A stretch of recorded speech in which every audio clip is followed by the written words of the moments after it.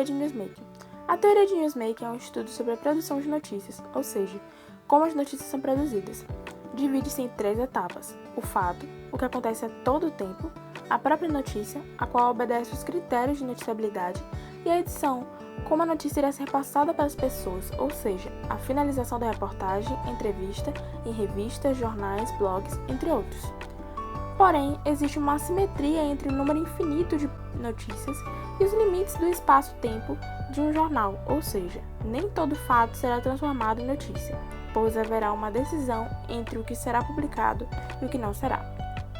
Essa teoria trabalha com seus critérios de noticiabilidade, ou seja, a qualidade dos acontecimentos que permitem uma solução narrativa jornalística.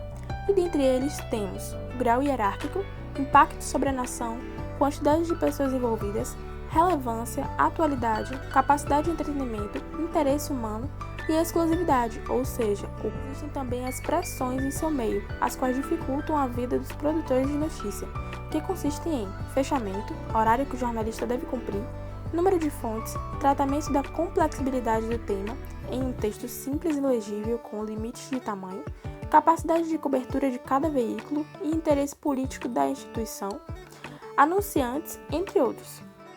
Espiral do silêncio teve início no final dos anos 60, estudado pela socióloga Elizabeth Neumann, onde focou-se na opinião pública. Tentou descobrir a ligação entre a mídia e a mudança constante de opinião das pessoas. Com isso, a autora observou que algumas pessoas eram incentivadas a dizer suas opiniões e outras a se silenciarem, até que, em um processo de espiral, um ponto de vista dominava o cenário público e outro desaparecia, pois seus opostos eram calados. Esse processo foi denominado como espiral do silêncio. Elizabeth forneceu um insight como o silêncio pode surgir e espalhar em acordo com a opinião pública, devido ao medo de isolamento ou dúvida.